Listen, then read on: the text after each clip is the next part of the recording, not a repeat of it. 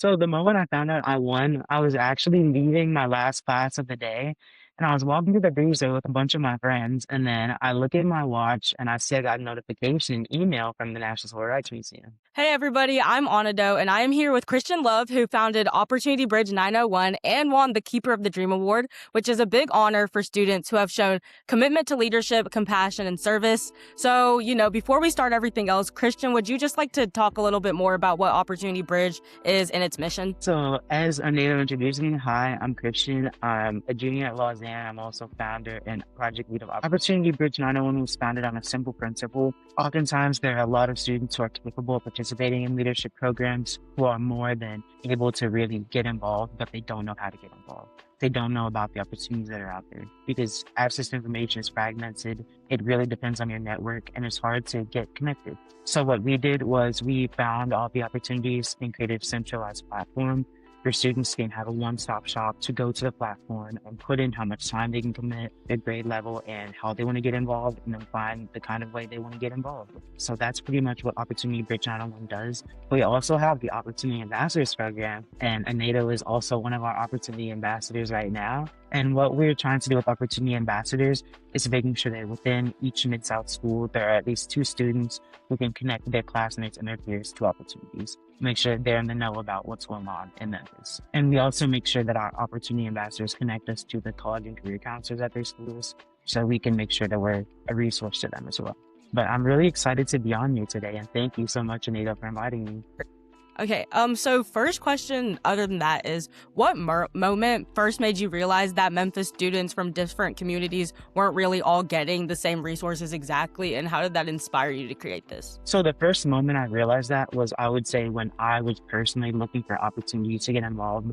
This was about my sophomore year of high school. I was thinking, I really want to impact my community. I really want to get involved in my community.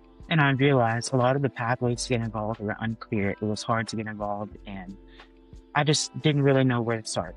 And that was pretty much where the idea for Opportunity Bridge came about.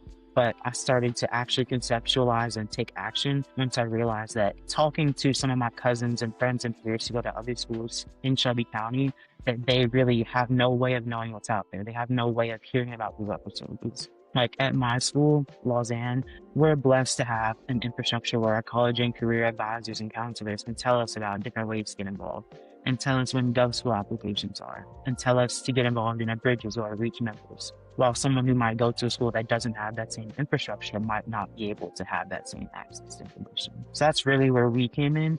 And that's pretty much what we're trying to do, is bridge that gap between the amazing, bountiful resources that are out there for students in Memphis and actually making sure that students can access these resources. And then, even with that, for example, I go to Carterville, right? And, it does have pretty good infrastructure, but most students, they don't really see things, outside of Carterville. They're mostly just knowing about what's already going on in school and what's already going on in their community and not really understanding, the broader Memphis community. So I think that, even schools with good infrastructure, Opportunity Bridge is also really beneficial for them just to connect with other people and get exposed to different perspectives and everything like that. Yeah, because even at Lausanne, I would say a lot of my classmates, we will know about different things that are going on in a Lausanne. We might know about different things that are going on, like a small number of items. But there are just so much out there that it's really hard for one person to stumble upon everything themselves. So that's why we're trying to make sure that students can truly find all that's out there. Yeah. And then, so how did your own school experience shape the vision? You kind of already talked about that, but could you just go into that a little deeper as well? I would say my school experience shaped the vision for Opportunity Bridge once I realized that access isn't equitable when it comes to opportunities, and especially in a competitive environment, there's a lot of gatekeeping that goes on with opportunities. Yeah. Like a student, they'll find out about a summer program or an internship or an award they're applying for. But then they'll be like, I don't want to have competition, so I'm going to keep the knowledge about this to myself, so only I can max out my odds of getting it. But I really think that stigma is harmful, and having that kind of mindset can be harmful when it makes sense to share those opportunities with your peers. So just making sure that rather than knowing about things and keeping the information to yourself, you're making sure that other students can also build their capacity as leaders, rather than just being a leader yourself, which is especially important.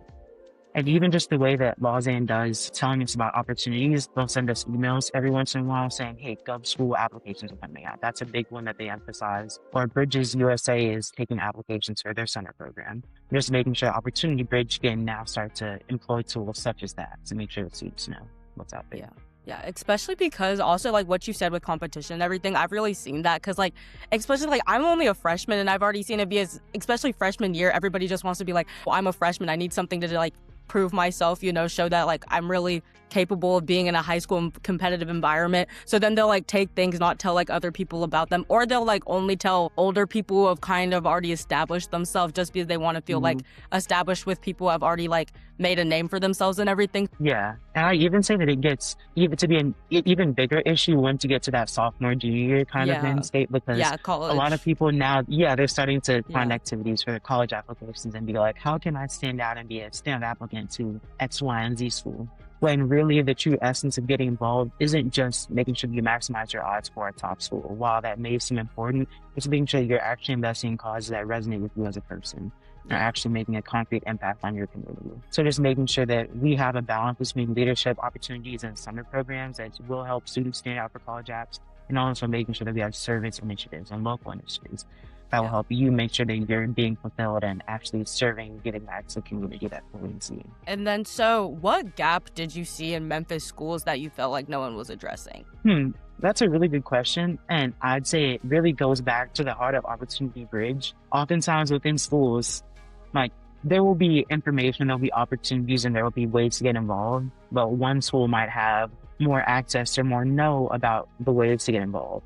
Like, for example, someone who goes to like Collierville High School, White Station High School might know about more of the leadership opportunities and ways to get involved that exist in our city. Or someone who goes to another school that is more historically underfunded, they might not have that same knowledge, that same infrastructure to get that knowledge. I think that that's especially harmful when it makes sense for students who don't have the resources to be able to have those resources so that they can break the cycles and actually see more outside of what they're currently exposed to and be able to have upward mobility.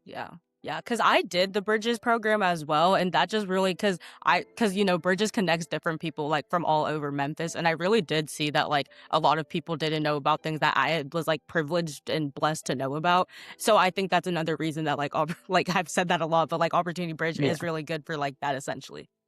Yeah. And I'd say even like in my time as a bridge builder, I'm a bridge builder, I'm a Bridges social change fellow, and I'm on the Bridges Youth Advisory Board. And I would say that Bridges especially has poured a lot into when it comes to like talking and networking with and actually meeting other students like outside of just where I live at or where I stay, and making sure that I know students from across the city and I'm in contact with students from across the city, especially on the Youth Advisory Board. There are so many amazing people, so many amazing student leaders there that can truly contribute their voice to Bridges' missions. I just want to give them a shout out. Yeah.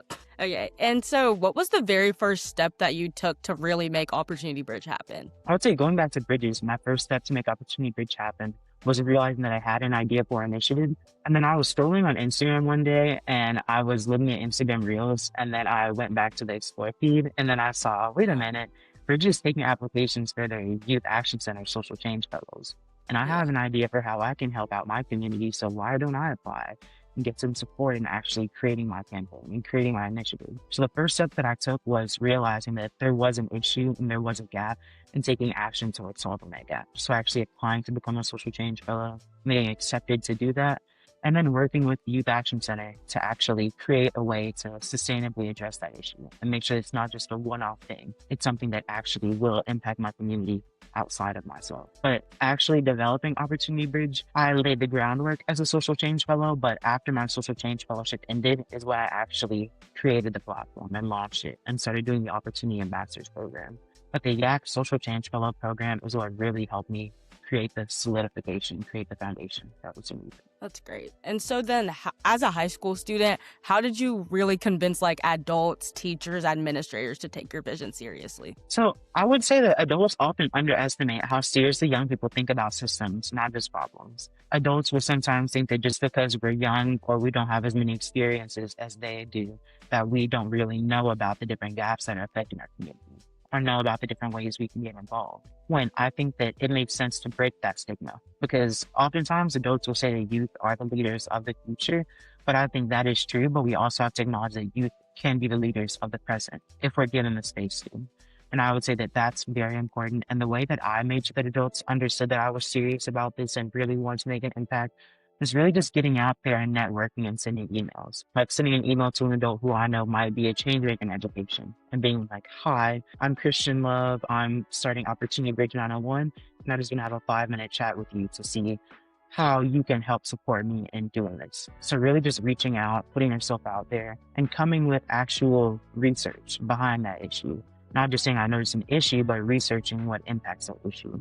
Because a big part of me actually creating Opportunity Bridge was research. I had to figure out not just that there was a gap in terms of access to opportunities, but what are the different systems and different institutional pieces that created that systemic gap. So actually researching how some schools oftentimes receive more funding than others, the different ways that there's a lot of intersectionality within funding and how that impacts student educational outcomes. Just taking that information and being like, hey, I did the research, I have done the preparation, how can I get some support? Because I think especially with students trying to start an initiative, it's really hard to just go to an adult and just present the idea. Like, I think that they really have to go through and do exactly what you did. Like, they need to have a full thought plan. They need to have the research, the impacts behind it, because that's how, like, they can really, like, convey what they're trying to do to other people. Because I feel like they have to take a lot upon themselves to make it happen, you know? Yeah.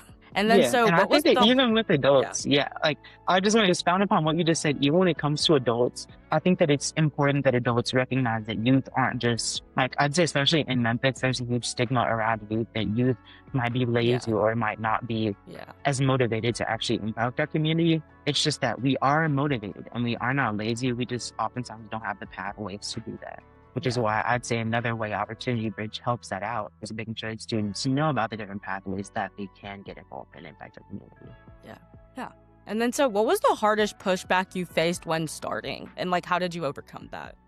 That's a really good question. And I'd say the hardest pushback that I faced when I was starting Opportunity Bridge 901 was actually figuring out how to ensure sustainability. I would say really easy to actually have an idea and just start the initiative and making sure that this initiative won't just be a one-off thing that ends with you, that it won't just be something that you start and then disregard once you go to college, making sure that it's actually sustainable and will outlive you. So that was the biggest gap that I faced in actually developing it. But then I realized if I recruit other youth across the city to spread the information about opportunities to their schools and to their networks, but also eventually to help spread the knowledge about those opportunities and take over the platform once I go to college, I can actually ensure sustainability and make sure that this platform isn't just something that I start. It doesn't just end with me. It stays as a resource for Shelby County youth even in the next 5 to 10 years after I'm already in college, completed my degree. It's still something that students can access. Yeah, because I think that's another like big thing that people really have to think about, because I feel like there's a lot of things that I would like to call like Instagram initiatives. Like you scrolling on Instagram, you see something that somebody started, you know, they're trying to push for it, but then a lot of them kind of just like end there. So like Voice for You, Opportunity Bridge, you know, those are things that can really like you see the lasting impact like far after like the person who started it is like gone from like the local community that they started it in. And I think that that's a really important thing for people to take into consideration when they're trying to start things. Like you can't just start it, put it on your college application, be done with it. You need to like show that it's gonna like actually continue to help people even when you're not like taking an active front seat role in it. Yeah, I 100% agree with that, because I'd say it like you just touched on a really important piece, the Instagram initiatives. I'll see this person started a nonprofit and they started an organization, they started this and that and that. But I'll see that this nonprofit or this organization that they started, they go to college, the Instagram page is dead and there's no more actual impact being done within it. So I think that it's important, especially with student-run initiatives, if we want to make sure that adults take it seriously, is we prioritize sustainability. Yeah. And then, so how did you balance being a student while being a founder? That's been the hugest, like, biggest struggle that I've actually had, is balancing being a student and being a founder. Because outside of just those two roles, I also have different other community leadership roles. As I said, I'm on the Bridges Youth Advisory Board. I'm an ambassador for Memphis Challenge. I have to help out around the house, take out the garbage, do my chores. There's just a lot of things that oftentimes people overlook when it comes to being a teenager. That it's really a lot. And even in terms of school, I'm a full IB diploma candidate, and I also have to balance TOK, theory of knowledge, extended essay, so many acronyms that if an IB child hears about these acronyms, they'll probably get. There'll be a lot of fear. But a lot of these acronyms that we have to do, but it's just really time management, making sure that I manage my time wisely. Once I get home from school, making sure that I allot 30 minutes to check up on Opportunity Bridge and make sure that I'm updating the opportunities and keeping everything up to date. And then Yeah. allotting time for actually doing my homework, doing my chores, make sure I'm not spreading myself too thin, because that's a big thing that will happen. You'll get involved in things and you'll get involved in the community, and then you'll realize, wait a minute, I'm stretching myself too thin. I'm in too many places. So making sure that you're still sustaining your own kind of personal sanctuary, your own personal bubble. It's where you still have Yeah. time to go out with your friends and do stuff and talk to your friends and not just be student founder, student founder. You still have your own personal time and personal life. So I'd say that balance between, I wouldn't say work-life balance, but work, initiative, school, family, and all of that balance. Yeah. It's kind of a juggling act, but making sure that you can, I guess, sustain that. And even if you're not sure if you can sustain that, just reaching out for support. Like if you have your family who you can talk to about needing Yeah. support, or even if you have like a school counselor, someone you can talk to just make sure that you have all of these pieces in place to where they won't kind of just crumble. So it's really hard though. I I'm think still working on it. It's not something that I've mastered yet, I would say, but it's just really good to kind of get that foundation so you won't just spread yourself too thin. Yeah, because I've also seen that, like, you work with Trey, you know, you have your opportunity ambassadors. So, like, there is delegation so that you don't just have to, like, take everything upon yourself. Like, you don't just have to, like, hunt down this college counselor, hunt down this college counselor. Like, you have somebody to give you those things. And I think that that's a good thing for people to have when they're starting things like this, just so that they know that, like, you don't have to do all of it by yourself. You can delegate and then still have time to, you know, do the other things that, like, every single other person has to do as well. Yeah, because even like when it comes to student-led initiatives, it's good to not just have like you're the founder and then you're doing Yeah. everything, because A, that's not giving space for other students to lead, and B, it's also hard for you to sustain that yourself and to just do Yeah. everything by yourself. Because that's one thing that I would say I admire about Voice for You, is that there's not just a founder, there's also other co-interviewers, there's interns, and there's different people that can kind of help out. I'd say that's something that I really admire about the model that you guys are using. And I'm also trying to make sure I use that model with Opportunity Bridge so I don't just end up burned out. Yeah, burnout's a big thing these days. Yeah. And then, so how do you measure the success of Voice for You? Like, do you measure in like numbers, stories, or like how exactly do you do that? So I'll measure the success of Opportunity Bridge by making sure that first off, we have our Google Analytics page. We can see actually how many students go to our platform, how many students browse our platform, look at it. And also we can see how many students interact with different resources and opportunities that are out there. So I think off the top of my head, right now, we've had, I think, over 4,000 students across Shelby County access our platform, and we've had people interact with over 12,000 resources. So actually knowing that and having tangible evidence that students are interacting with resources, hearing about different ways to get involved, and knowing about this stuff is very important. And even just reaching out to students like who have accessed Opportunity Bridge, just asking them for a testimonial, asking them how have they found opportunities and how have they done that, just making sure that we actually know that students are using it as a good resource. And even just, I've had students just send me like an Instagram DM and be like, hey, thank you so much for starting Opportunity Bridge. I was able to apply for the Senate Youth Program and I got in. Like that was actually one that I got. And I was like, oh my gosh, I'm so happy for you. And I'm so happy that we were able to bridge the gap between you and knowing about that resource. So just making sure that we're not just in contact with the students in the community, that we also can track those metrics and numbers and know like actual tangible metrics of how we're impacting our community. Yeah, because even like as an ambassador, like people have seen my, you know, thing on the Instagram page and they're coming up to me. They're like, oh, yeah, could you like tell me more about it? You know, I have friends going through it, looking for opportunities on there. And then I also have friends like trying to apply to be ambassadors as well. So like, it's good that like, even like I've seen that like people are really starting to know about it. They're talking to people about it, and that's good. So if you had unlimited resources like tomorrow, what's the boldest expansion you would dream up for Opportunity Bridge? If resources weren't a constraint, I built Opportunity Bridge 901 into a hybrid digital and physical infrastructure, meaning that I would have a partnership and make sure that we're not just a digital platform, but also students who might not have access to technology can look through an actual catalog. I know that's kind of old school, but oftentimes it's good to go back kind of to the basics. The students can go through this catalog and see, hey, this program, the application deadline is this date. Let me go ahead and apply for that. Just kind of check those off. I'd say that would be a really good way to expand our reach and make sure that all students have access. And even when it comes to outside of the Memphis community, I would expand Opportunity Bridge 901 to not just be a Memphis thing, but maybe there's an Opportunity Bridge St. Louis, an Opportunity Bridge Nashville. the students, not just in the Memphis community, can actually also have access and know about the opportunities in their communities. But right now, we're focusing on Memphis because it makes sense to actually hone in on the city where we are from, the city where we are truly trying to impact, rather than expanding first. So we can actually make sure that this model is sustainable and it can really last before we try to expand for that. But Yeah, and I yeah, if I had also unlimited think resources, I'd do that, definitely. And I also think that like starting it in your own like city is also good. Like just to touch on how you said you wanted to start on Memphis and then potentially go to like Opportunity Bridge Nashville. I think starting it in your own city is honestly good for the founders as well, because then they see like they start to have like a personal connection to it. They see how it's working for like people around them, and that just makes them more dedicated to go on and like expand it. Because I feel like a lot of the time when you see people like just start with like a big old branch, like you see like a disconnect between them and the people who it's actually impacting. Yeah. And that disconnect can be really detrimental when it comes to actually like tracking metrics and tracking the impact. Because you can say that you have branches across the country or across the world, but if you don't really know the kind of impact that those branches are having, it can be kind of hard to actually quantify your impact. So it's like very good and very beneficial to actually make sure that you can quantify those things. Yeah. And then, so what partnerships or collaborations would you love to see Opportunity Bridge build in the future? So we already have some partnerships going on right now when it comes to other local initiatives, nonprofits, and schools and libraries.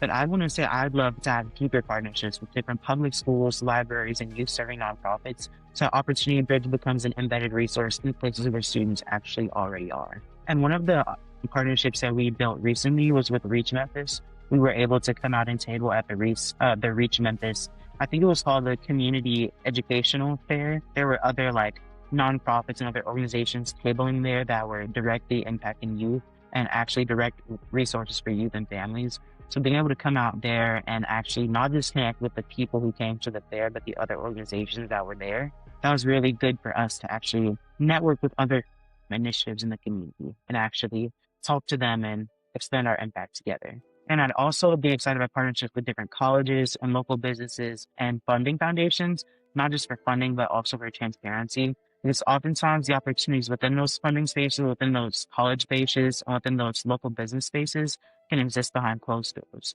But partnerships between us and them can help open those doors and standardize access. And then, so let's talk a little bit about your Keeper of the Dream Award, because I saw that it's a pretty big deal. So just like walk me through the moment you found out what you won. Like what was going through your mind? So the moment I found out I won, I was actually leaving my last class of the day. And I was walking through the breezeway with a bunch of my friends, and then I look at my watch and I see I got a notification email from the National Civil Rights Museum. I was like, oh, what is this? And then I look at my watch and I see it, and I'm honestly just shocked. And the first thing that replayed through my head was when I actually attended the ceremony back when I was in fourth grade. I went with my mom because the student forum where the Keeper of the Dream Award is presented is a public event. And I went with my mom to that event. I was able to meet Reverend Dr. Jesse Jackson, who's a really important civil rights leader. And I was just able to see the honorees of the Keeper of the Dream Award back then. And in that experience, I really knew from that time that, hey, I want to be like not just Reverend Jesse Jackson, but also like the other Keeper of the Dream nominees at that point. And it was a really full circle moment to go from attending the event and aspiring to that to actually getting the notification that I really reached that goal. So it was just really impactful for me. I'd say Keeper of the Dream isn't really simply an award. It carries a legacy tied to Dr. Martin Luther King's legacy of service and social justice. And I felt proud, of course, but more than anything, I felt affirmed that my work truly was making an impact in my community. Not just for me, but for all the people who we serve. Yeah. And then, so did winning the award change how others see you or how you see yourself? I'd say it didn't really change how I saw myself, but I think it did change how some adults saw me, and they listened to me more sooner. And it didn't really change anything about my identity, but it strengthened adults' confidence in my voice and actually my strength as a leader, which is kind of unfortunate that you have to have an award or something behind you to make adults actually believe in you more, but it's the reality of being a youth leader. So I would say that while my work was always valid, the award just made it more visible and put more adult trust behind it. Yeah, because I was thinking, like, I saw it and I was like, this is good for what he's doing because, it because not only he won that because of what he's doing, but it's also going to help maximize what he's doing and help it like reach more people, impact more people. And it's also going to raise people's confidence in it, because like people might look at it and be like, oh, this is another Instagram initiative. But then when they see like what the founder has actually done with it, how it's actually impacting people and like the recognition it's actually got, that's really going to help it like and help people see that like this isn't just another Instagram initiative. This is actually going to help people, you know? Yeah, especially when it comes to trying to network with adults, like I said earlier, and reach out and schedule meetings, get adults to actually take you seriously in what you're doing. Having an award like that, it was very important for me to personally get that award, and it made me feel really proud, but it also, like I said, helped increase adult confidence so that adults would feel more comfortable actually having partnerships with Opportunity Bridge and inviting Opportunity Bridge to actual schooling opportunities, or inviting me and Trey to actually go and talk to students and tell about Opportunity Bridge.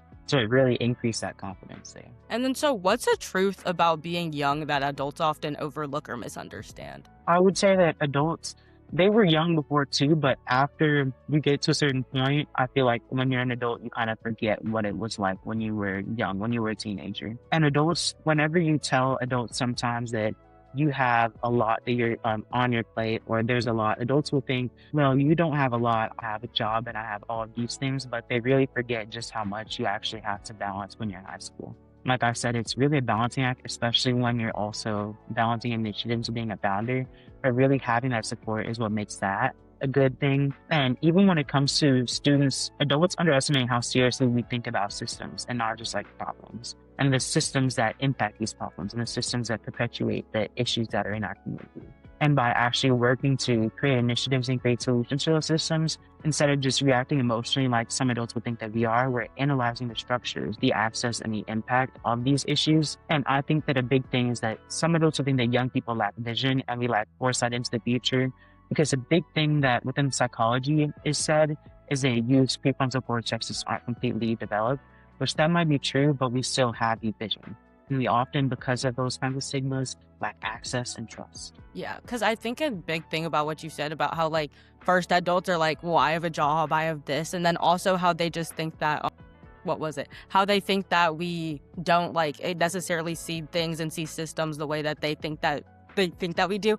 I think a big thing with that is that also I feel like they don't realize that like a lot of like times have changed obviously, and it's just harder to do certain things that they were able to do easily. Like it's harder to get better jobs, it's hard to get access to like things that people know about just because of like the competitiveness increasing, and then also like the things that people want, like the amount of people who want certain prestigious opportunities just going up. So I think that it's also hard for them to realize that like not necessarily that we have to work harder, but then also it's just like harder to obtain certain things and really get to like the goal that we want to get to. And I'd say like a big part of what you just said is that a lot of the adults that are adults right now, they existed in a time to where opportunities weren't digital. It wasn't so easy to access opportunities, which is like what Opportunity Bridge is kind of trying to tap into. But they existed in a time where a lot of the stuff you got involved in, it was physical. It was things that someone told you to get involved with. And now because of that, it's getting more easy for students to access opportunities, which is a good thing. But adults don't really recognize that because they didn't exist within that landscape. Yeah. So what's the biggest misconception people have about student-led initiatives? I would go back to what I said about the Instagram initiatives. Yeah. That student-led initiatives are temporary or symbolic or simply for college applications. Well, in reality, while some students might just start them for college applications or start them for show, student-led initiatives can be some of the most sustainable initiatives and some of the most impactful initiatives, because they're built from lived experience oftentimes. They're built from actual observed phenomena. Like within history, there's so many youth change makers that if adults didn't take them seriously and didn't give them space to lead, we wouldn't have a lot of the things that we have today. I'd say a big youth change maker that was really popular back in like 2014, 2015 was Greta Thunberg. If adults didn't actually listen to Greta Thunberg's voice and what she had to say about climate and the way that it's impacting the world, a lot of people wouldn't know about the true dangers of climate change. So actually listening to students and giving your ear to their voice to make sure that you know what they're talking about is really big. And often, even when students are designing solutions to these problems, they're solving problems that they actually might face in their life, not just trying to address something that they heard about oftentimes. And this makes the work more precise and durable and long lasting. Yeah, because I think another big thing with like people, like student-led initiatives being big things, like with Greta Thunberg and everything, and people not listening to her, I think students also need to remember that you just need like one yes, like because what you might be thinking of might be very impactful. And just because a few adults don't take it seriously, if you have one that takes it seriously and that helps you really go far with it, that's the most important thing to realize. Because I think, like, as you said, like student-led initiatives can be very crucial to like our society, our systems that we have, and it can really improve issues that like adults might not see, that people might not necessarily amplify. Yeah, because even with opportunity access, adults aren't youth trying to access opportunities. So obviously, it would be harder for them to observe that issue and actually create a solution to that. While youth, we're actually actively trying to seek out these youth opportunities and ways to get involved. So that's something specifically that it's easier for youth to address and actually get traction behind solving than it would be for an adult to find that same issue, because it's just not something adults have to deal with in their daily lives. Yeah. And then, so what's one thing you believe would immediately make Memphis communities more connected? I'd say shared information. Memphis has a lot of resources out there for youth, a lot of resources for youth to impact their community and get involved, but they're fragmented and hard to find out about, as I've consistently reiterated. And students and families and organizations really needed a centralized way to see what exists. Whether it's programs, deadlines, and support, you'll see an immediate connection across Memphis. And community isn't just about proximity or who you're around or who you're immediately next to. It's about visibility, actually making sure that all the perspectives in your community are visible, heard, and amplified. Because while there might be a small section of youth that are finding access to opportunities and getting involved, there are 90% more youth who should be able to have access and should be able to tap into these opportunities, but they just don't hear about them due to a lack of visibility. So definitely shared information would make Memphis communities more connected. Yeah, because I think also with like kind of like what you said, what I've said earlier, like there's a big perspective gap, like certain people are exposed to certain things. And then that just leaves like kind of, I don't want to say like less compassion for other people's situations, but I think that also like some people like in Carville, for example, might just not be understanding of the situations going on outside of Carville. So like what you said over and over, like how information, it's good to connect them. Like it's just good to connect everybody so that people can have a better understanding of other people's perspective, of other people's situations, and just learn more about people who aren't like in the same like carbon copy group as them. Even like in Memphis is such a big city. There's so many different perspectives, so many different ways of life that exist in Memphis. If someone who lives in Onaedo or Germantown, they might not ever have to actually interact with or recognize the reality of someone who lives in downtown Memphis. So it's just important to make sure there is connection among all these groups so that there can be some kind of shared understanding and actually understand the different issues that impact people across our city. Because when we exist in just our own siloed perspective, we aren't able to actually hear about what's outside of that. So it's important to actually have access to those different voices. And then, so what specific skills do you think that you had to learn and now have learned through running Opportunity Bridge and through getting the Keeper of the Dream Award? I would say that vision is easy and actually having an idea to create change is easy, but the execution of that and making sure it's sustainable and making sure it actually lasts is definitely not easy, and having that foresight. So I would say I've had to learn to listen across different groups, listen across different perspectives, and not just employ one perspective. To manage my time intentionally, that's been the biggest struggle, is time management. I'll just be completely transparent. Because before Opportunity Bridge, it was easier for me to balance my time because A, I hadn't started the full IB diploma program yet, and B, I wasn't having to also balance the role as a founder. But through starting Opportunity Bridge, I've strengthened that time management skill and that time management piece that I would say helps me not just now in ensuring that I'm giving my all in all the aspects I have to, but also in terms of my college experience and my future career experience. I'll have that time management skill and that time management to actually help me to be successful. And I would even say turning ideas into processes that actually impact other people and looking outside of just myself. Being able to see not just how this impacts me, but how it impacts other students in other communities. And I'd say a big thing that I have had, but I just had to center myself more in when running Opportunity Bridge, is how to lead without censoring myself. Making sure that spreading that leadership, making sure other students can have their voices heard and have their perspective seen and be able to actually step into leadership. Because like I said, with hogging and gatekeeping, a big thing is people will become a leader and then they'll just get tunnel vision in that leadership. They'll be like, I'm the leader, but it makes sense to actually give other youth and give other people a chance to lead alongside you rather than just on you through. So, Okay.